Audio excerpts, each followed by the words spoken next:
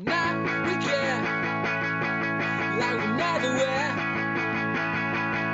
And something tells me I'm bound to perfection. I wrote the dice and I read them twice. Just something tells me I'm bound to perfection. A thousand years after 7 years.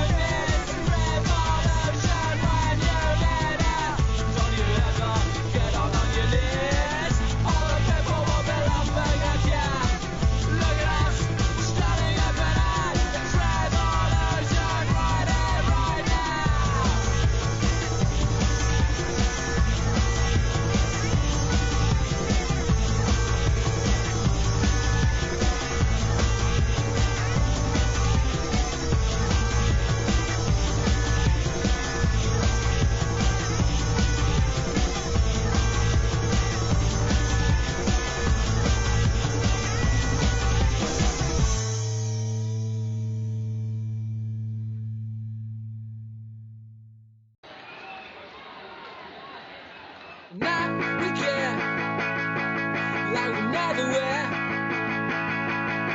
And something tells me I'm bound to perfection. I wrote the dice and I read them twice. Just something tells me I'm bound to perfection.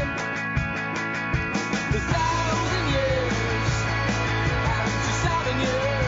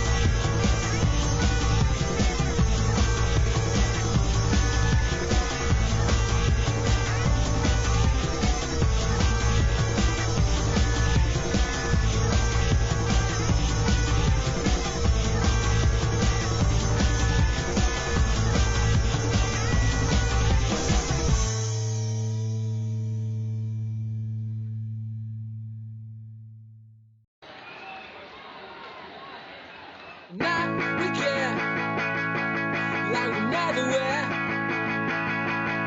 And something tell me I'm bound to perfection. I wrote the dice and I read them twice. Cause something tell me I'm bound to perfection. A 1,000 years after 7 years. Where we go from now, can you tell? I'd like to see, like a dynasty. Call it climate change, I call it climate security.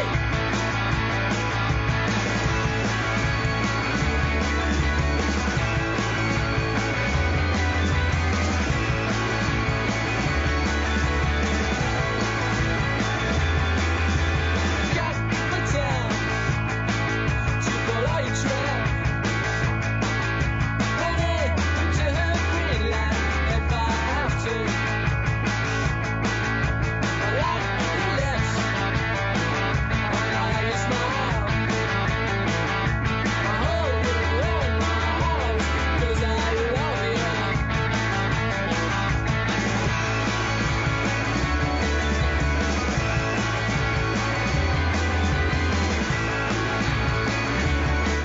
Et voilà, ça commence, c'est la revue de presse du Monde Moderne. Bienvenue, nous sommes le mercredi, nous sommes le mardi, ça commence bien. Nous sommes le mercredi 23 mars 2022, et non pas 2023, ni le lundi, ni le mardi, non, bien le mercredi. C'est la revue de presse qui est toujours presque à 9h, ou presque, qui a toujours une connexion en 3G, ou presque, hein, pour cette semaine, c'est compliqué. Mais le son normalement est bon, on est presque là, c'est le live. N'hésitez pas bien sûr à partager le lien de cette revue de presse sur tous vos réseaux, à vous abonner bien entendu, et vous pouvez nous soutenir sur Patreon / Le Monde Moderne. Un train de live vient de commencer, donc vous pouvez vous abonner. L'objectif des 600 abonnements tient toujours, je compte sur vous. Aujourd'hui ce sera une courte revue de presse parce qu'il n'y a pas grand chose en réalité dans la presse, si ce n'est que Volodymyr Zelensky va parler à distance à l'Assemblée, au Parlement français, hein, sénateurs et députés vont écouter le président ukrainien qui va parler des nouvelles sanctions, puisque demain de nouvelles sanctions arrivent contre la Russie, qui va sans doute faire appel à l'esprit de la résistance française, Charles de Gaulle entre autres, et puis qui va sans doute parler aussi de ce pays qu'est la France, pays qui a été le pays de la Déclaration des droits de l'homme et du citoyen. Déclaration, hein, parce que les droits de l'homme et du citoyen, sous Macron, on les a vus s'amenuiser, hein, face au devoir d'être vacciné de manière obligatoire, devoir de s'auto-attester, hein, pour pouvoir sortir de chez soi, la loi sécurité globale pour nous surveiller encore plus, et puis alors là le programme de Macron pour 50+, c'est la retraite à 65 ans, c'est encore moins de droits, hein, et c'est un projet complètement liberticide et très proche d'ailleurs de ce qu'avait fait Ronald Reagan, hein, c'est-à-dire tout pour l'économie, la dérégulation, rien pour le service public, rien pour vous. D'ailleurs, 10 milliards hein, sont demandés d'économie aux collectivités territoriales, c'est vous dire. Bon, j'espère que vous allez bien, même si c'est difficile d'aller bien en ce moment. Je sais, hein, certains d'entre vous sont... merci, 4 mois d'abonnement pour Majblik, Pierre... Également pour 6 mois, vous êtes nombreux à vous abonner pour plusieurs mois, ça c'est vraiment le S, c'est la famille. 4 mois pour Olivier Moulin, merci à vous tous. On a bien sûr besoin de vous, de cette audience, pour continuer cette revue de presse, pour la faire grandir aussi, avec bientôt, ne vous inquiétez pas, un vrai réseau, des vraies solutions techniques, hein, pour que on arrête de faire ce truc où on se demande si ça marche tous les matins ou pas. Alors, on va pas parler de McKinsey ce matin, même si hein, ça mériterait qu'on s'y arrête et qu'on disqualifie à jamais la Macronie de se représenter à une élection nationale ou locale, parce que dilapider l'argent public, hein, nos impôts dans des cabinets de conseil pour nous maltraiter, c'est proprement insupportable en réalité. Voilà. Non, ce matin, ce que je voulais faire, c'était vous parler, par exemple, du nouvel ordre mondial. Mais qu'est-ce que c'est que ça ? On n'a pas le droit de le dire, c'est conspi. Non, c'est pas conspi du tout, en fait, hein.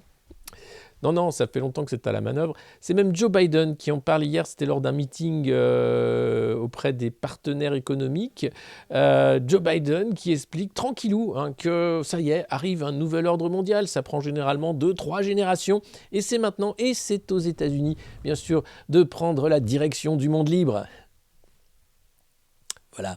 Alors, je ne vous cache pas que le monde libre, à coup de surveillance par la NSA, à coup de sanctions qui vont nous retomber sur la gueule, nous les Européens, ce qui se passe aujourd'hui dans cette guerre en Ukraine, alors oui, hein, Vladimir Poutine envahit l'Ukraine, c'est une guerre, c'est terrible, mais les sanctions contre la Russie sont des sanctions aussi contre l'Europe, puisque derrière, c'est quoi? C'est se tourner vers les États-Unis pour leur acheter du gaz de schiste ultra pourri, hein, qui fait en termes écologiques, économiques, le bilan est catastrophique, mais on va être obligé de leur acheter leur gaz pourri. Le Qatar, évidemment, tout gentil, le Qatar, ils ont une Coupe du Monde qui arrive, donc ils sont gentils comme tout, et continuer, bien sûr, à faire un arc du bien, le monde libre, comme on l'appelle, face au monde pas libre, hein, qui est la Chine et la Russie. Bon, voilà, c'est quand même assez caricatural, mais on en est là, et Joe Biden, non seulement parle ouvertement de monde libre auprès de ses responsables, c'est dans Le Parisien aujourd'hui en France, hein, le canard à nanar, mais il dit aussi attention, attention, la Russie pourrait être en train de préparer une action contre nous et elle dispose de moyens informatiques conséquents, cela va arriver. Hein. Donc voilà, vous savez, dans le plan conspi, vous avez la grande panne informatique globale, hein, le hack mondial. Bon, ça y est, c'est dans les tuyaux. Ensuite, vous avez la famine, hein, avec les tickets de rationnement. Visiblement, c'est dans les tuyaux aussi. Et on va dire, non, mais alors, il y en a marre, hein, franchement. Vous voulez pas écrire un autre truc, les conspis, qu'on change de braquet. Là, voilà ce que dit Joe Biden. Mon gouvernement réitère ses mises en garde en se fondant sur des données en constante évolution des services de renseignement selon lesquels l'État russe envisage différentes pistes de cyberattaques potentielles.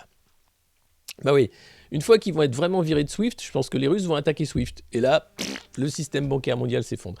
Ce serait, à mon avis, une guerre hybride, hein, comme on les aime en ce moment, qui pourrait bien foutre en l'air l'économie mondiale. Et enfin, la guerre a commencé. Hein.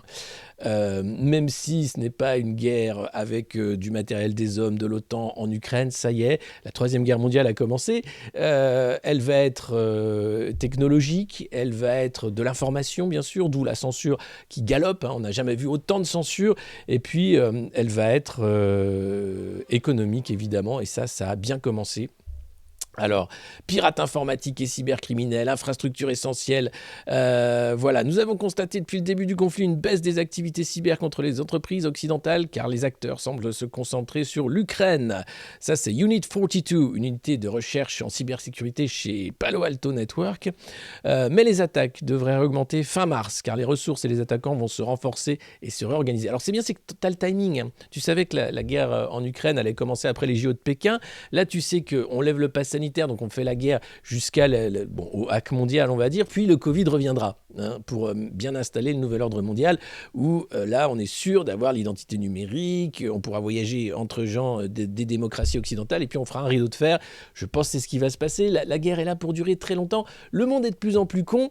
D'ailleurs, l'université de Floride a décidé de supprimer la salle Karl Marx, hein, pensant que Karl Marx était un salopard de russe. Il est allemand. Qu'est-ce qu'on peut faire? Qu'est-ce qu'on peut faire contre tous ces cons? Rien. C'est vraiment l'ère de la bêtise a commencé. Alors, soit vous hurlez avec la meute et vous je sais pas, comme un cochon dans la fange, vous roulez et vous êtes très joyeux d'avoir le corps couvert de souillure, soit ça va être très compliqué pour les gens qui ont encore un peu de bon sens et de réflexion. Et je vous cache pas que ça va être très compliqué. Alors, vaut mieux en rire qu'en pleurer, hein, c'est toujours ce qu'on fait ici au monde moderne. Et je pense que vous nous en remerciez pour ça chaque matin. Mais c'est pas possible. Les cons sont au pouvoir et ils nous font un mal de chien. Et alors l'ère de la connerie mondiale, ça y est, a commencé. C'est ce qu'on appelle le nouvel ordre mondial. Salut Joe. Ça pue tellement, putain.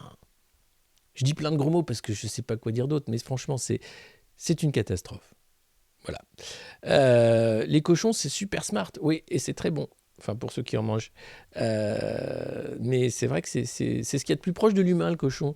Et donc, tu comprends que, oui, voilà, là, on va vraiment se rouler dans la fange, hein, en disant salaud de russe, parole de complotiste, mais complètement. Mais regardez, tous les complotistes, tous ceux qui écrivent le plan, hein, en disant attention. Alors, le seul truc où il n'y a pas eu encore, c'est quoi? C'est bon, une arrivée extraterrestre, hein.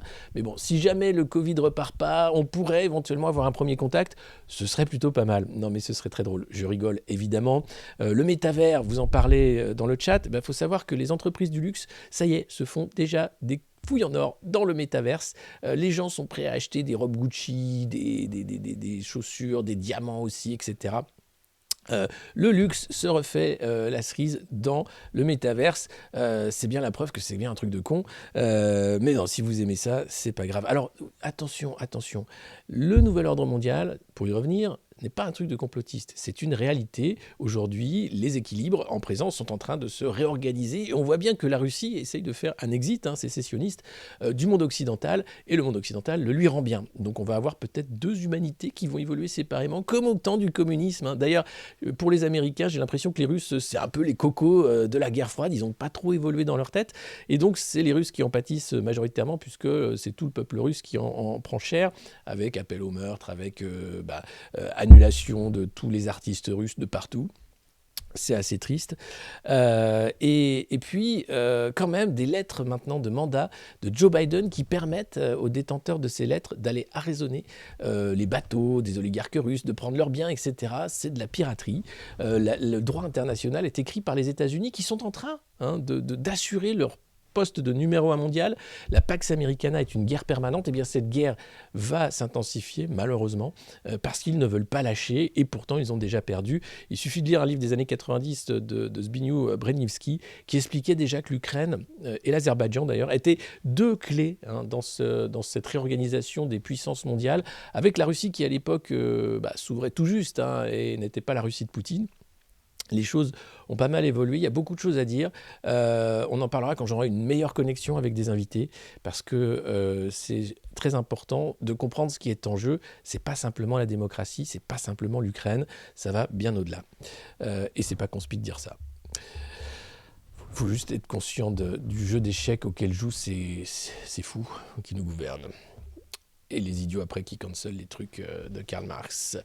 Volodymyr Zelensky qui sera cet après-midi en Zoom ou en Skype ou je ne sais pas par quelle solution distancielle, puisque le président ukrainien parle au monde entier depuis Kiev qu'il n'a pas quitté pour demander davantage de sanctions contre les Russes, davantage d'aide aussi, militaire, financière pour l'Ukraine.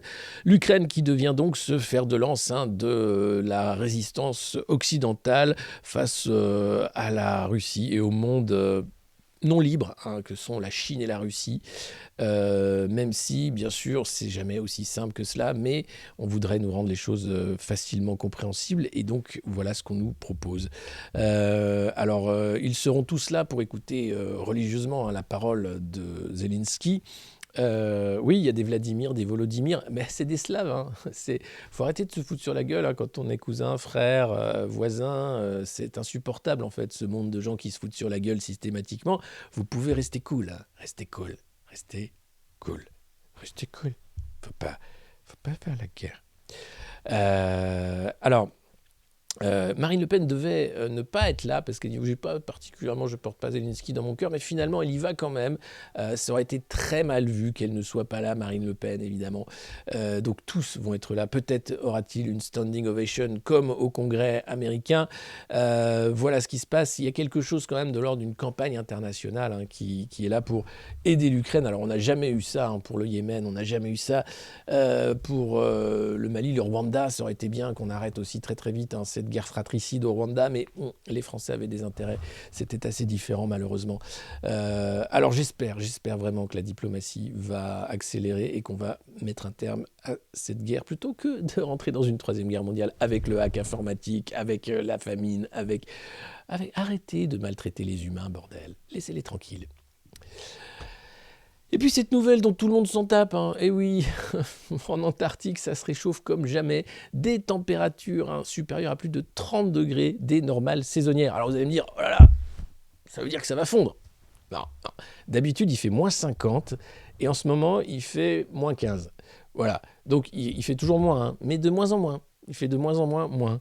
Donc, bientôt, s'il fait plus, alors si jamais la fonte des glaces des pôles arrive, oubliez tout, hein. Oubliez la guerre, le coronavirus, le contact extraterrestre, etc. Je pense que là par contre, c'est l'inversion du Gulf Stream, c'est l'ère glaciaire, c'est génial, c'est le changement climatique irréversible, c'est ce qui nous pend au nez de toute façon, mais on s'en fout, on a autre chose à faire. Il faut remplir le bidon d'essence et puis manger des pâtes en attendant la bombe nucléaire qui tomberait peut-être pas très loin de chez nous. Ah mais où sont les pastilles d'iode ? Vous inquiétez pas, il y en a assez pour tout le monde. C'est promis, c'est juré, il y en a vraiment assez pour tout le monde. Alors là, je perds quand même 21 000 images secondes. Donc, je suis moins bien animé qu'un manga des années 80. C'est plus 5 ? Non. Non, non, non, non, non. On est toujours à moins 15. Hein. Enfin, c'est dans le Figaro. Hein. C'est un faire sur l'Antarctique. Donc, tout va bien.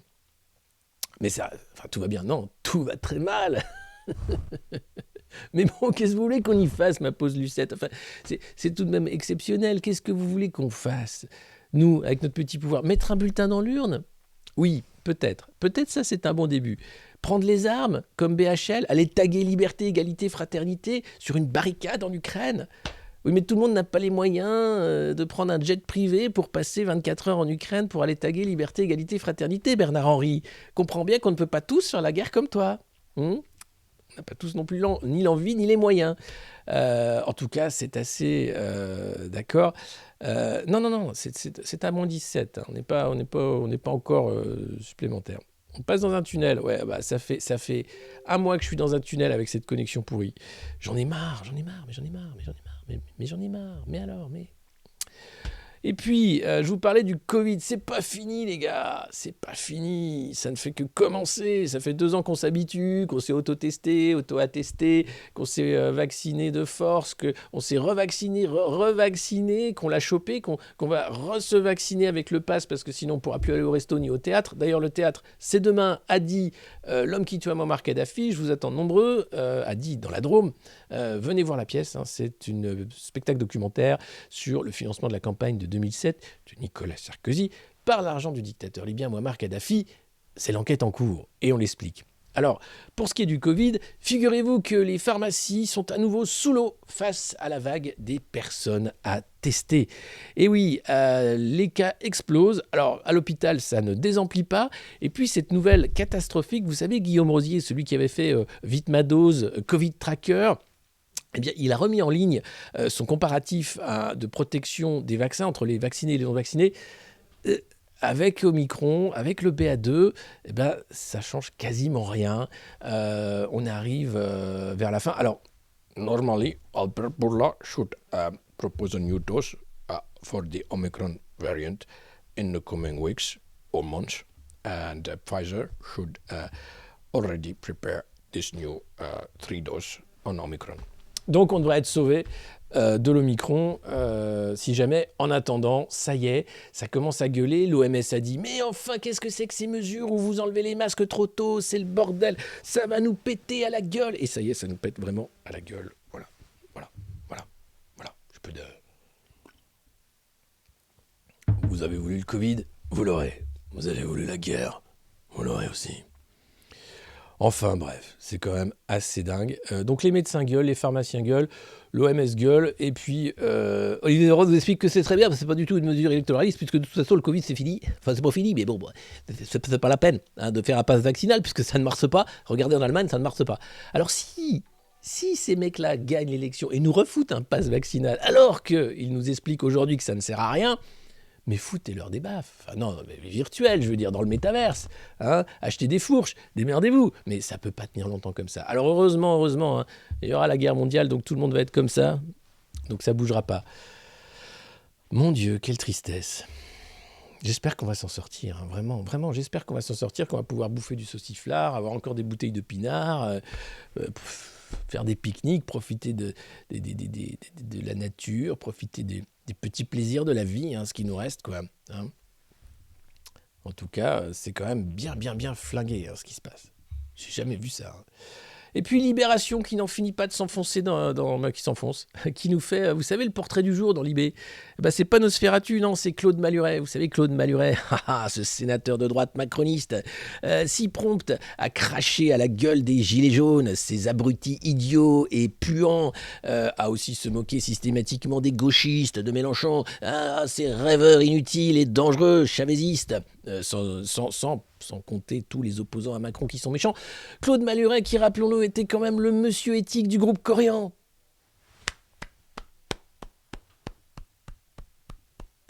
Fondateur de MSF, qui adore utiliser ses tribunes au Sénat pour cracher à la gueule des classes populaires. Claude Maluret, qui bénéficie donc du portrait aujourd'hui dans Libé. Allez, c'est fini, on ferme le journal. Et puis, bonne nouvelle, quand même, il y en a, c'est Julian Assange qui a épousé en prison son ancienne avocate. Un mariage en prison pour celui que le monde libre met en prison depuis des années, que les États-Unis veulent condamner à 175 années de prison pour avoir fait son métier, dénoncer les agissements du renseignement américain, dénoncer les écoutes, dénoncer aussi le fait que les guerres, personne n'en veut, aucun humain au monde ne veut faire la guerre. Alors pour vendre la guerre, il faut faire d'abord mitridater l'humain pour lui vendre cette guerre en disant combien ça va être bien de faire la guerre, regarde la guerre comme c'est génial, regarde ça c'est super. Et Julian Assange, qui avait aussi en son temps expliqué que non, les États-Unis ne font pas les guerres pour les gagner, ils font les guerres pour gagner du fric. Ça vous rappelle une situation actuelle ? Allons, vous êtes conspirationniste, je le savais. Donc, tant mieux. La mobilisation ne faiblit pas pour essayer de libérer, de sauver Julian Assange, parce que lui, finalement, c'est la figure du monde libre qu'on voudrait faire oublier, qu'on voudrait effacer, qu'on voudrait aussi criminaliser absolument, alors qu'il n'a fait que son travail. Voilà. Oui, Mediapart sort une petite boule puante, c'est la campagne, que voulez-vous, mais on va pas en parler. Quelle ligne rouge pourrait entraîner les Européens dans la guerre ? Mais nous sommes déjà dans la guerre, une guerre économique qui va nous retomber sur la gueule, comme, tu vois, c'est Jean-Michel lance un piano et ça lui retombe sur la gueule. D'ailleurs, où est Jean-Michel Blanquer ? Tiens, je viens de dire Jean-Michel et je vois qu'on ne voit plus Jean-Michel Blanquer nulle part. Alors que c'est Parcoursup en ce moment. Alors que bon, il a flingué le bac, les réformes, les maths reviennent, Macron a tout effacé ce qu'il a fait, Blanquer, en disant c'était nul, on refait tout. Mais on ne voit plus Jean-Michel. Alors, je ne dis pas qu'il nous manque, mais quand même, c'est étonnant. Alors peut-être, oui, il vient de se marier, tout ça, il n'y a pas longtemps. Peut-être qu'il est encore en vacances. Non, il doit faire des trucs. Quand vous allez voir leur agenda, ils passent leur temps à prendre des jets pour aller voir les Français dans les régions pendant 2-3 heures, puis ils reviennent. Puis ils occupent leur journée, en fait. Comme tout est fini, là, c'est la campagne. À part Jean Castex qui arrive aux 20h de TF1 pour dire « Votez Macron, parce que c'est le meilleur, parce que je ne peux pas vous dire autre chose. » Mais on est où ? Monsieur le Premier ministre, vous faites campagne pour le président, en même temps c'est normal, il n'a que 24 000 abonnés sur son compte avec nous. C'est pas beaucoup pour le président.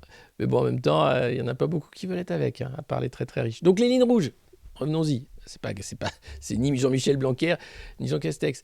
Je crois que BHL, déjà envoyé en Ukraine, ça a été une ligne rouge de franchie. On avait dit qu'on faisait plus ça. Et si, on l'a fait. Non, alors, je pense que ce serait une attaque chimique, bactériologique ou nucléaire. Ligne rouge, massacre des populations. Ligne rouge, enfin, on va bien en trouver une de ligne rouge pour la faire, cette guerre. Parce qu'on a tellement envie de la faire, cette guerre. Il y a tellement tout à perdre. Et puis, on s'en fout, c'est les pauvres qui perdent. Les riches s'enrichissent avec la guerre.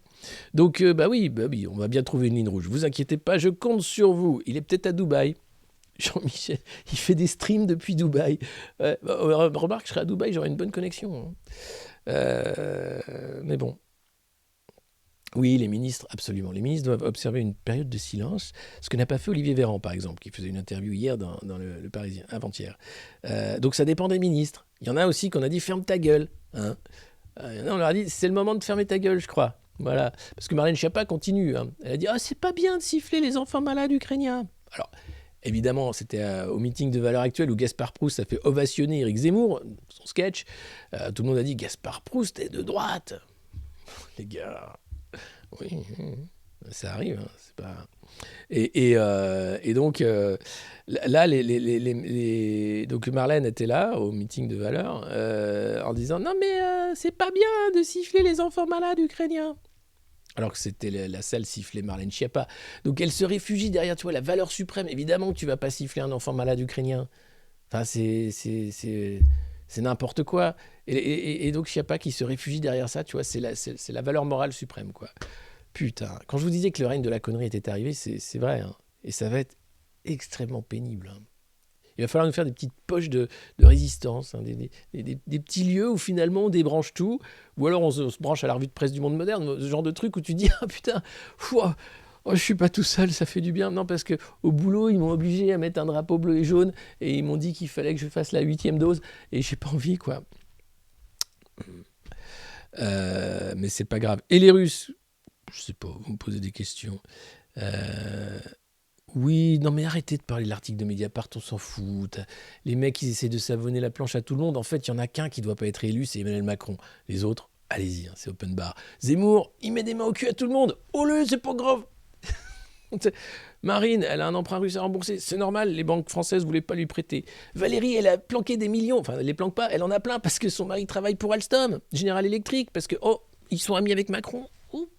D'ailleurs, LR a compris qu'elle avait perdu, donc ils font semblant d'être tous derrière Valérie, en la poussant vers le ravin, tu vois. Vas-y Valérie, non vas-y, recule-toi encore un peu, voilà, on va faire la photo, hop, elle est tombée, pour récupérer le parti après. C'est beau, c'est la fraternité, ça s'appelle la politique, c'est génial, c'est quelque chose qu'il ne faut pas faire à la maison les enfants, faut faire attention avec la politique, c'est quand même quelque chose d'assez, c'est un truc de grand, quoi. On l'a elle, et on a eu Fillon qui est le beau département. Putain, Christelle, super département, effectivement. Et Mediapart, oui, pourrait s'intéresser vraiment, vraiment à Macron, à l'affaire Alstom, à l'affaire Benalla aussi. Où est ce putain de coffre? Qu'est-ce qu'il y avait dans ce putain de coffre, hein? Il y avait quoi, l'acte de naissance de Jean-Brigitte? Non mais allez, dites-nous ce qu'il y avait dans le coffre. Non, ça c'est conspi. Enfin, arrêtez. Non, il y avait sans doute des armes et des fraises Tagada, mais... Et des contrats occultes avec des oligarques russes et chinois. Ah, c'est magnifique la politique, c'est tellement drôle. C'est tellement triste aussi, parce que tu te dis quand même, on vit un moment historique, hein, ce nouvel ordre mondial, la guerre mondiale, le coronavirus, le truc.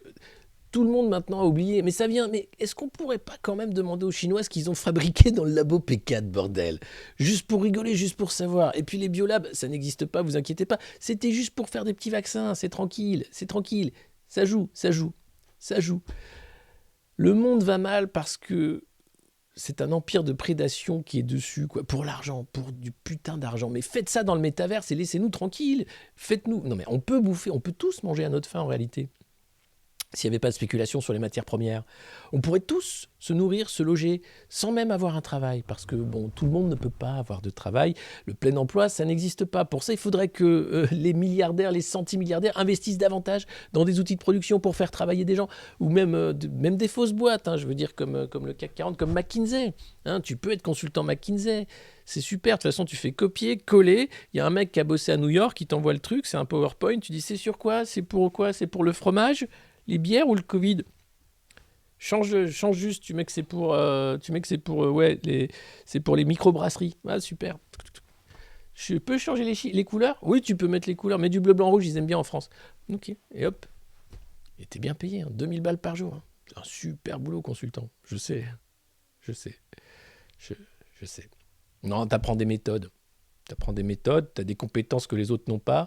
Et c'est vrai. Et puis c'est une école de l'excellence. Hein. Tout le monde y passe, le fils Fabius, le fils von der Leyen. Faudrait que je vous fasse une vidéo sur la mafia McKinsey. Parce que c'est un empire tentaculaire, un peu comme Goldman Sachs. On a oublié un peu, McKinsey, c'est le nouveau Goldman Sachs en réalité. C'est des gens qui, une fois passés par là, passent dans les cabinets ministériels ou même à la tête des États ou des institutions internationales et puis continuent à étendre leur réseau. Et c'est un monde de réseau. Alors, le pinacle de ce monde de réseau, bien sûr, c'est Davos, hein, le World Economic Forum, où là, c'est l'empire des consultants et des boîtes de consulting qui a fait le Great Reset, qui a fait « Papy Schwab, ça fait longtemps que j'ai pas parlé de Papy Schwab. Faut dire qu'on ne parle plus beaucoup de moi. Non, parce qu'il y a la guerre. Et nous, on n'est pas du tout là-dessus. Non, nous, on est sur l'identité biogénétique numérique. On fera ça après la guerre. Après.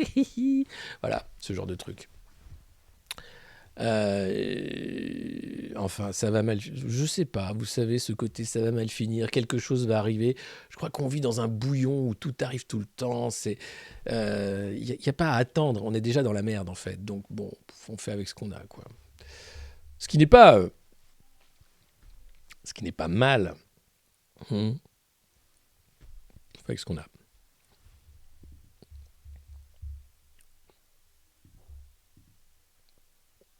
Alors ça, c'est Raphaël Enthoven. Il m'a bloqué sur Twitter. Il y a longtemps de ça, d'ailleurs. Je ne sais même pas pourquoi. Ah si, il avait sorti une date complètement pétée sur Pétain et je crois le service du travail obligatoire. Et je lui avais fait... à l'époque, j'étais gentil. Hein, et j'avais dit, mais non, mais c'est pas la bonne date, Raphaël. Et paf, il m'a bloqué. Sur une histoire de date. Hein. Donc c'est vous dire comme le mec, le philosophe aime le débat. J'adore débattre. Mais pas avec toi, ni toi d'ailleurs, ni toi. Non, toi non plus, non. J'adore débattre avec moi-même. Et éventuellement avec Emmanuel Macron parce qu'il est formidable, c'est le meilleur. Alors le temps de parole de Raphaël Enthoven n'est pas décompté dans cette campagne, et pourtant il fait campagne pour Macron depuis le début, avec sa compagne qui va prendre la tête de France Inter. Et là, Raphaël Enthoven a sorti une énorme connerie. Vous allez, encore ? En même temps, c'est son métier. Voilà. Bonjour, je suis payé à sortir des conneries. C'est un beau métier, Raphaël, que tu as là. J'ai un peu le même, mais je suis bien moins payé que toi, c'est dommage. En même temps, je suis parentier, je suis pas fils à papa. Bon. Mais bon, raconte-moi. Oui, 60% des électeurs de Mélenchon sont prêts à voter n'importe quoi. Non, je sais plus ce qu'il avait dit comme connerie. Il était prêt à voter Zemmour ou Marine. Enfin, je sais pas quelle connerie. J'écoute même pas, en fait, ce qu'il dit, ce con. Pardon, ce philosophe. Et voilà, évidemment. Alors, les fact-checkers ont dit, il raconte que de la merde. Évidemment. Que voulez-vous que je vous dise? C'est Raphaël Enthoven. À partir de là, tout est possible. Alors peut-être que cette belle bannière ukrainienne va lui permettre lui aussi de s'engager sur le terrain, d'aller taguer liberté, égalité, fraternité sur une barricade, à l'instar de son mentor Bernard-Henri Lévy. Ce serait un truc assez génial. L'ère de la bêtise, voilà, ce sont ce genre de personnages qui vont fleurir tel un nénuphar sur une mare croupie et nous balancer des vérités, nous asséner finalement quelle est la pensée morale la plus à même de faire de vous un imbécile heureux. Après lui, hier il y avait un meeting à Limoges de Anne Hidalgo où il y a François Hollande, l'ancien président de la République, vous savez François Hollande, oui, qui est venu. Bon, ils étaient 500.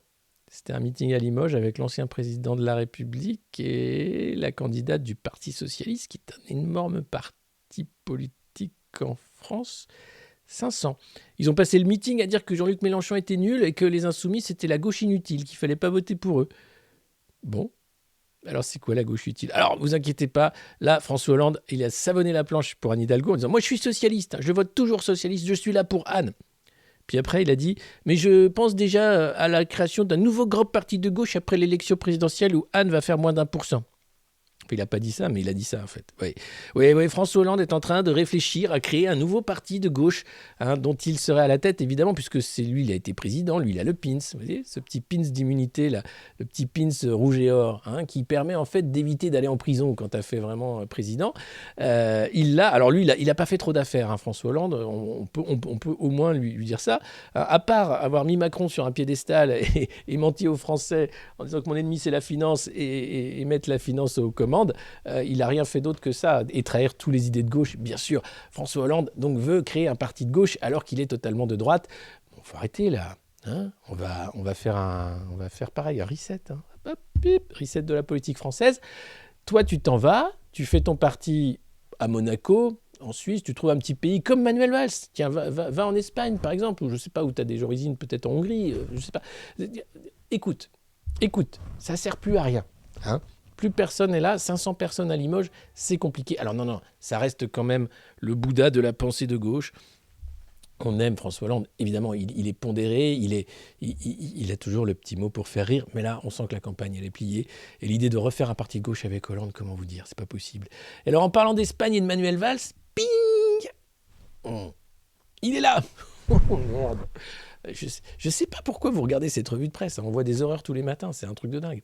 Eh ben, il est là, figurez-vous que Manuel Valls aurait commencé à évoquer l'idée de faire un grand ministère de l'intelligence dont il serait le ministre.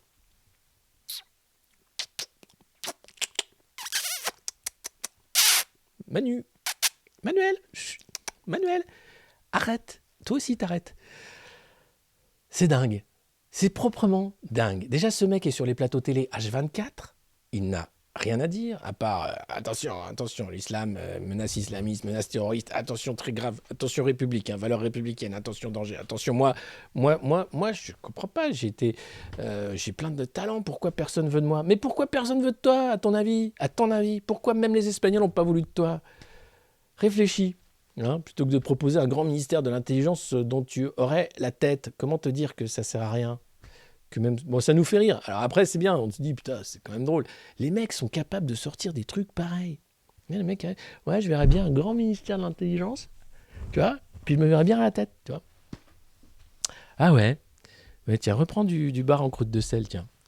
Non, mais t'en penses quoi? Ah, j'en pense rien, tu sais, moi, je... De toute façon, il est quoi? Il est 14h30, on est au Dijon. Franchement, écoute Manu, vas-y, hein, je pense que t'as aucune chance, mais vas-y. Ouais, dans ce monde-là, je pense que Marlène Schiappa peut être Premier ministre. Hein. Je pense. C'est tout à fait possible. Ah bah, on a bien Bruno Le Maire qui est ministre de l'économie. Il n'y a pas d'inflation. Non, mais c'est pas grave. McKinsey, ouais, super. Ah, mais il paye pas d'impôts. Mais j'ai rien vu. Mais par contre, Non, mais... Voilà, ça va, quoi. Ouais. Donc le mec s'est fait têche de partout. Là, il a roulé un coup pour Pécresse, un coup pour Macron. Bon, là, maintenant, il se dit, bon, c'est Macron qui va gagner. Donc j'y vais. Je suis gentil, monsieur. Je veux un ministère de l'Intelligence. Bah, moi, j'aimerais bien un ministère de la salaison, par exemple. Hein. Voilà, est-ce qu'on peut faire de la charcuterie bio ou de la charcuterie végétarienne, halal, voilà, se débrouiller pour avoir un grand ministère de la salaison. Hein, dont je serai à la tête, par exemple, hein, ou d'autres. Enfin, je pense qu'on peut. Un grand ministère de la mine, bien sûr, c'est dingue. Je vous cache pas que je suis sidéré, époustouflé. Enfin, chaque jour amène son lot de surprises, mais même de trucs vraiment étonnants, quoi. Enfin, Manuel Valls, tu dis non, mais on a fait le tour de la question. Non, tous les jours, il est invité sur un plateau pour dire une connerie. Son bouquin s'est vendu à 800 exemplaires, je crois. Oui, il avait sorti un bouquin sur Zemmour. Et pourtant, il a fait une campagne promo, mais t'en rêves. Hein. Il a fait tous les grands médias, toutes les matinales, tout. Il est invité partout, 800 bouquins. Les mecs, ils sont là, personne n'en veut, ils sont là, tu sais. T'as l'impression que c'est la pire cantine du monde. La France, t'es là, c'est le self, et t'as que les trucs que t'aimes pas. Tu dis, mais non, mais il n'y a pas des frites? Ah non, il n'y a que des salsifis et des choux de Bruxelles aujourd'hui. Ah ouais. Moi j'aime bien les cordons bleus. Ah ben toi ta gueule.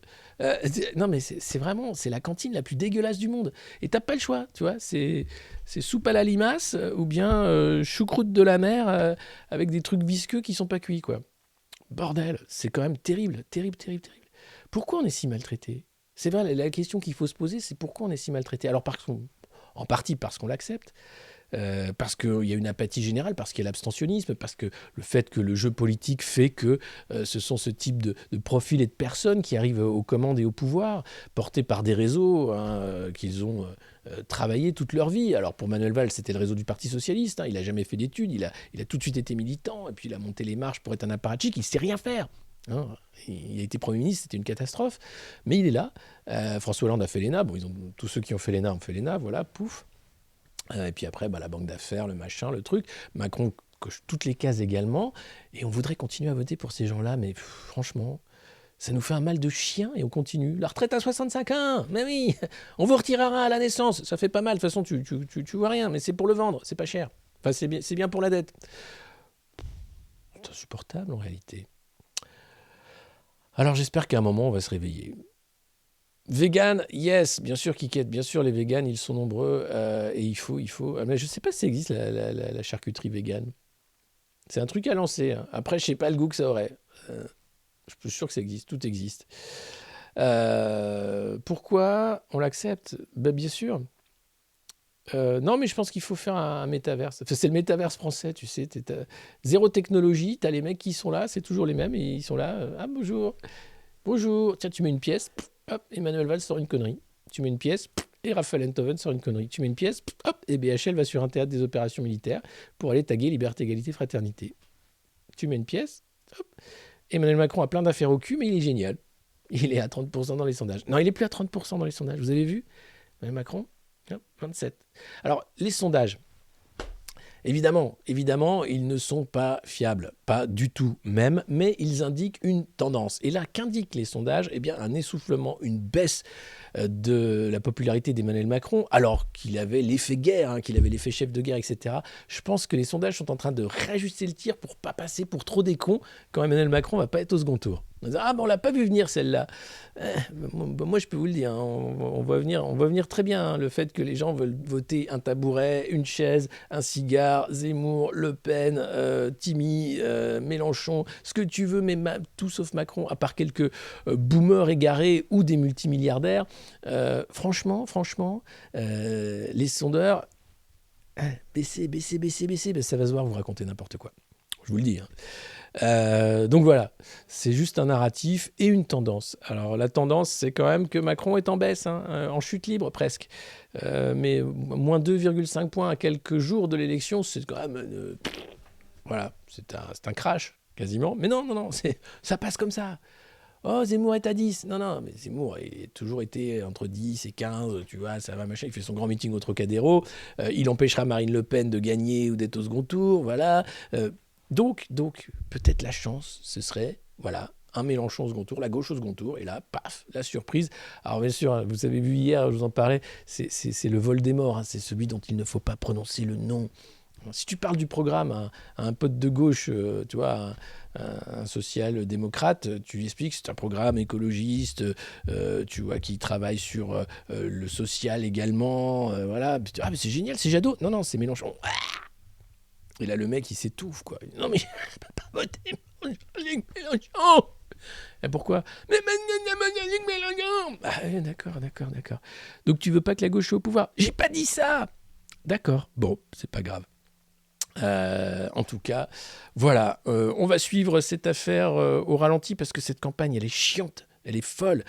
Puis bon, c'est la guerre mondiale, et puis bon, c'est le Covid, et puis c'est Manuel Valls, et puis j'ai l'impression d'un feu d'artifice quotidien. Tous les matins, quand je me penche sur la presse, alors il n'y a pas grand-chose ce matin, je ne vous cache pas que... Voilà. Je suis étonné, en fait. Étonné de ce monde. De ce monde fou finalement où personne n'est là pour essayer de remettre les trucs droits en disant mais si on arrêtait de vendre des armes tout simplement, si on détruisait toutes les armes, qu'est-ce qu'on ferait ? On détruit toutes les armes et après on fait des vraies guerres, tu vois, comme à l'époque avec des arcs, des lances, des épées, des trucs où tu envoies des guerriers qui passent leur temps à se buter entre eux, tu vois, et puis tu laisses tranquille les populations civiles. De temps en temps bien sûr tu rases un monastère, comme les Vikings, mais bon, c'est victime collatérale, ou si on faisait simplement la guerre dans le métaverse. À quoi ça sert tous ces progrès technologiques, tous ces progrès intellectuels, si c'est pour continuer à faire la guerre avec des armes de plus en plus dangereuses et salopes ? Ça m'énerve. C'est oui, il y a de quoi devenir fou. Ouais. Mais alors on tient la rampe. Mais c'est 2 années... Enfin, on peut pas continuer comme ça. Voilà, c'est tout ce que je veux dire. Il est temps, vraiment, de s'arrêter de réfléchir, quoi. De dire non, mais non, on peut pas continuer. En plus, l'argent vaut plus rien. Enfin, tu regardes les chiffres de création monétaire de la Fed, de la BCE, que ce soit la dette européenne, la dette américaine. Enfin, c'est délirant, ça n'a plus aucun sens. Et les mecs sont là, ils se raccrochent à ça, quoi. Et ils sont encore, et les salopards sont encore capables d'aller faire de la spéculation sur les matières premières pour faire crever de faim des gamins. Qu'est-ce que tu veux faire de cette espèce ? Qu'est-ce que tu veux en faire ? Franchement, c'est... ouais. Enfin. Bon, mes amis, gardez le sourire. Mes amis, gardez l'espoir également. Car au bout du tunnel, il y a une... Non, je crois qu'il y a un effondrement au bout du tunnel. Je crois qu'on ne peut pas sortir par là. Et derrière, c'est un incendie. Je crois qu'on est coincé dans le tunnel, les gars. Avant, il y avait de la lumière, mais là, il y a eu un éboulement. Bon, il va falloir enlever les gros cailloux, puis on pourra peut-être sortir. si le feu nous rattrape pas avant. Voilà, c'est juste pour vous dire, on se situe dans l'échelle du temps, quoi. Mais bien sûr qu'il faut faire la guerre. Non, mais j'avais dit, c'est sur Fortnite. Hein. Tu t'envoies des équipes internationales, hein, les Ukrainiens contre les Russes sur Fortnite. Celui qui gagne a gagné. Point. Et après, on négocie. Non, voilà. Et là, tu aurais des équipes de joueurs, tu vois, militaires, des joueurs professionnels, un gaming de ouf. Et là, ça aurait de la gueule, tu vois. Wargames. Le vrai. Euh, Ah oui, vous parlez des sportifs qui ont des coups de pompe. Ah oui, il y a la jeune joueuse de tennis australienne qui a tout gagné à 25 ans, qui met un terme à sa carrière parce qu'elle est épuisée. 25 ans. Là, tu te dis, putain, t'as tout donné, quoi. Moi, en même temps, c'est de la compète de haut niveau, hein, c'est le tennis. Voilà, bon, c'était la revue de presse du monde moderne. Elle était courte ce matin, 52 minutes, hein, mais c'est le temps d'une émission. Alors, n'hésitez pas à vous abonner à cette revue de presse ici sur Twitch, bien sûr aussi sur YouTube, à nos réseaux, Twitter. Et puis, vous pouvez nous aider en devenant oligarque du monde moderne sur Patreon par exemple, puisque c'est ici, Patreon, paf, je vous le montre. Vous pouvez donner 1 euro, 5 euros, 15 euros, 30 euros, 300 euros par mois, ce que vous voulez pour financer cette revue de presse du monde moderne. Bientôt, vous allez voir, je vais avoir un studio de stream de ma boule. Je vous promets ça depuis 1 mois, mais parce que ça fait 1 mois que c'est en travaux, que c'est compliqué. Je ne me cache pas, hein, je vous le dis, et que je squatte avec un réseau parfois 3G, parfois 4G, parfois pas du tout de réseau. Mais je tiens bon, et vous êtes là, et je vous en remercie. Ça s'appelle la fidélité, la confiance. C'est ça notre contrat de confiance. Hein. C'est beau. C'est beau comme la relation que j'ai pu avoir avec ce pays pendant quelques années, et que je continue à avoir grâce à mes cartes postales, comme mes livres par exemple. Je vais vous lire Le temps des tempêtes. Un petit passage, juste un petit passage avant qu'on se quitte. Hein? Le moment où Carla, elle me dit, Nicolas, qu'est-ce que tu fais à la salle de sport? Je crois qu'il y a Barack Obama qui voudrait te parler au téléphone. Moi, j'étais là en train de faire du vélo, parce que j'avais pas le temps, j'avais pas les moyens d'aller faire du vélo à Tour de Versailles. Mais c'était compliqué. Et pour les dates de l'homme qui tua Muammar Kadhafi, c'est où? Alors, attendez, c'est demain à 10 dans la Drôme. J'ai demandé la récap des dates, mais je ne l'ai pas encore reçu, je crois. Attendez, je vérifie. Non. Nine.